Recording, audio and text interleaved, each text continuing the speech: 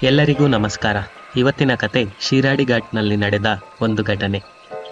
ಶಿರಾಡಿ ಘಾಟ್ ಹಗಲಿನಲ್ಲಿ ಹಸಿರು, ಸುಂದರ, ಶಾಂತ. ಆದರೆ ರಾತ್ರಿ ಆದಮೇಲೆ ಆ ರಸ್ತೆಯ ನಿಜವಾದ ಮುಖ ತೋರಿಸುತ್ತದೆ. ಇಲ್ಲಿ ಯಾರಾದರೂ ಅಳುತ್ತಾ ಸಹಾಯ ಕೇಳಿದರೆ ಮೊದಲು ಒಮ್ಮೆ ಯೋಚಿಸಬೇಕು. ಯಾಕೆಂದರೆ ಶಿರಾಡಿ ಘಾಟ್ನಲ್ಲಿ ಎಲ್ಲ ಕರೆಗಳು ಮನುಷ್ಯರಿಂದಲೇ ಬರುತ್ತದೆ ಎಂದು ಹೇಳಲಾಗುವುದಿಲ್ಲ. ನಾನು ಈಗ ಹೇಳುತ್ತಿರುವ ಘಟನೆ ಇದು 2019ರಲ್ಲಿ ನಡೆದ ಒಂದು ಘಟನೆ. ಅದು ಮಳೆಗಾಲದ ಸಮಯ. ಹಾಸನದಿಂದ ಮಂಗಳೂರಿಗೆ ಹೊರಟಿದ್ದ ಒಬ್ಬ ಕಾರು ಚಾಲಕ ಅನಂತ್. ಅವನ ಜೊತೆ ಅವನ ಸ್ನೇಹಿತ ಶರತ್ ಕೂಡ ಇದ್ದ. ಸಮಯ ಸುಮಾರು ರಾತ್ರಿ 2:10. ಮಳೆ ಆ ಹೊತ್ತಿಗೆ ನಿಂತಿತ್ತು. ಮಂಜು ರಸ್ತೆ ತುಂಬ ಹಾಸಿಕೊಂಡಿತ್ತು. ಅರಣ್ಯ ತುಂಬ ಮೌನವಾಗಿತ್ತು. ಯಾವುದೇ ಕ್ರಿಮಿಕೀಟಗಳ ಶಬ್ದವೂ ಇರಲಿಲ್ಲ. ಶರತ್ ನಿಧಾನವಾಗಿ ಹೇಳಿದ, ಮಚ್ಚ, ಇವತ್ತು ಶಿರಾಡಿ ಘಾಟಿ ತುಂಬ ವಿಚಿತ್ರವಾಗಿದೆಯಲ್ಲ? ಅನಂತ್ ನಗುತ್ತಾ ಉತ್ತರಿಸಿದ, ಅಯ್ಯೋ, ಇದೇನು ಹೊಸದ, ದಿನ ಹೀಗೆ ಇರುತ್ತೆ ಅಲ್ವಾ? ಆ ಮಾತೆ ಅವರ ಕೊನೆಯ ಸಾಮಾನ್ಯ ಮಾತಾಗಿತ್ತು. ಅದು ಅಡ್ಡಹೊಳೆಯ ಹತ್ತಿರದ ತಿರುವು. ಹೆಡ್ಲೈಟ್ ಬೆಳಕಿನಲ್ಲಿ ಒಬ್ಬ ಮಹಿಳೆ ರಸ್ತೆ ನಿಂತಿದ್ದಳು. ಅವಳು ಅಲ್ಲಿ ಅಳುತ್ತಾ ನಿಂತಿದ್ದಳು. ಅವಳು ಕೈ ಬೀಸುತ್ತಾ ಕರೆದಳು. ಬಿಳಿ ಸೀರೆ, ತೊಯ್ದ ಕೂದಲು, ಮುಖದಲ್ಲಿ ಭಯ ಕಾಣಿಸುತ್ತಿತ್ತು. ಶರತ್ ತಕ್ಷಣ ಹೇಳಿದ, ನಿಲ್ಲಿಸಬೇಡ ಮಚ್ಚ, ಈ ಸಮಯ ಸರಿಯಿಲ್ಲ ಎಂದು. ಅಷ್ಟರಲ್ಲಿ ಆ ಮಹಿಳೆ ಕೂಗಿದಳು, ಸರ್, ದಯವಿಟ್ಟು ನಿಲ್ಲಿಸಿ, ನನ್ನ ಗಂಡ ಮತ್ತು ನನ್ನ ಮಗುವನ್ನು ಉಳಿಸಿ ಎಂದು ಕೇಳಿಕೊಂಡಳು. ಆ ಶಬ್ದದಲ್ಲಿ ಒಂದು ತಾಯಿಯ ಅಳುವಿನ ನೋವಿತ್ತು. ಅನಂತ್ ಒಂದು ಕ್ಷಣವೂ ಯೋಚಿಸದೆ ಕಾರನ್ನು ನಿಲ್ಲಿಸಿದ. ಕಾರು ನಿಲ್ಲಿಸಿದ ಶರತ್ ವಿಂಡೋ ಓಪನ್ ಮಾಡಿದ.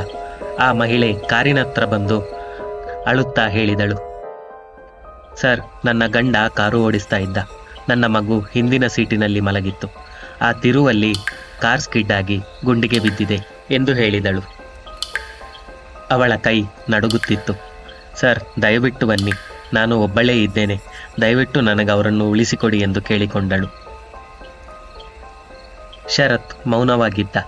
ಅನಂತ್ ಮಾತ್ರ ಕಾರಿನಿಂದ ಇಳಿದ. ಮನುಷ್ಯತ್ವ ಇನ್ನೂ ಜೀವಂತವಾಗಿತ್ತು. ಕಾರಿನಿಂದ ಇಳಿದ ಅನಂತ್ ಆ ಮಹಿಳೆಯನ್ನು ಹಿಂಬಾಲಿಸಿದ. ಆ ರಸ್ತೆ ಕಾಡಿನೊಳಗಡೆ ಹೋಗುತ್ತಿತ್ತು. ಆ ಮಹಿಳೆ ಅವನನ್ನು ರಸ್ತೆ ಬದಿಯಲ್ಲಿದ್ದ ಕಿರಿದಾದ ದಾರಿಯಲ್ಲಿ ಕರೆದುಕೊಂಡು ಹೋದಳು. ಮಂಜು ದಟ್ಟವಾಗಿ ಕವಿದಿತ್ತು. ಹೆಜ್ಜೆ ಹಾಕುವ ಶಬ್ದಗಳು ಮಾತ್ರ ಕೇಳಿಸುತ್ತಿದ್ದವು.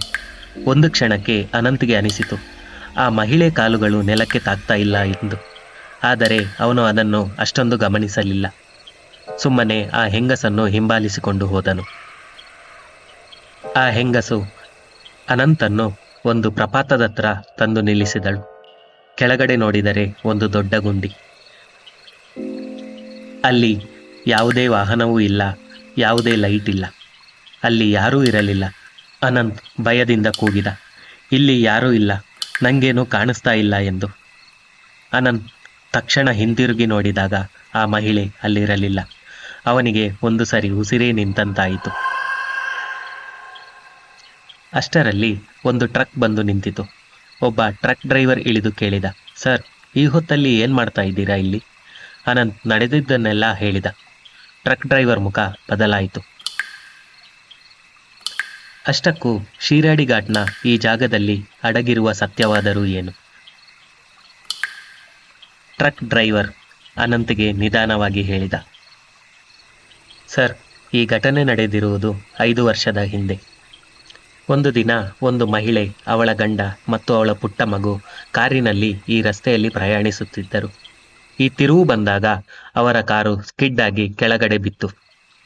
ಆ ಕಾರು ಆ ಗುಂಡಿಗೆ ಬೀಳುವ ಸಮಯದಲ್ಲಿ ಆ ಮಹಿಳೆ ಹೊರಗೆ ಎಸೆಯಲ್ಪಟ್ಟಳು. ಬಿದ್ದ ರಭಸಕ್ಕೆ ಆ ಮಹಿಳೆ ಅಲ್ಲೇ ಪ್ರಾಣ ಬಿಟ್ಟಳು.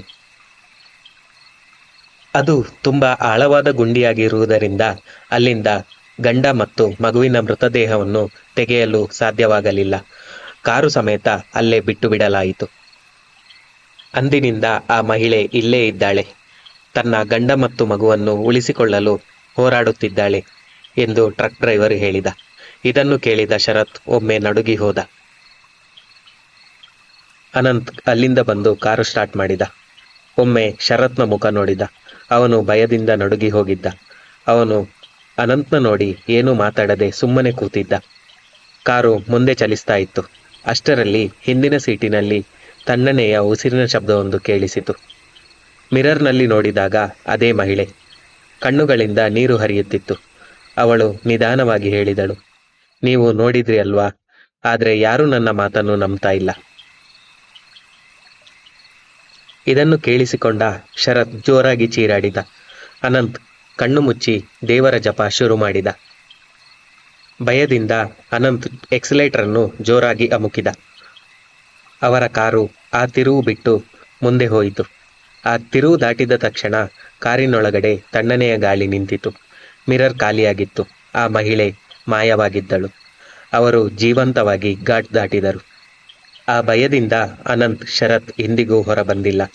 ಅವರು ಈವಾಗಲೂ ಹೇಳ್ತಾರೆ, ರಾತ್ರಿ ಯಾರಾದರೂ ಅಳುತ್ತಾ ಶಿರಾಡಿ ಘಾಟ್ನಲ್ಲಿ ನಿಮ್ಮ ಮುಂದೆ ಬಂದರೆ ಯಾವುದೇ ಕಾರಣಕ್ಕೂ ನಿಮ್ಮ ಕಾರು ಅಥವಾ ಯಾವುದೇ ವೆಹಿಕಲ್ನ ನಿಲ್ಲಿಸಬೇಡಿ ಎಂದು.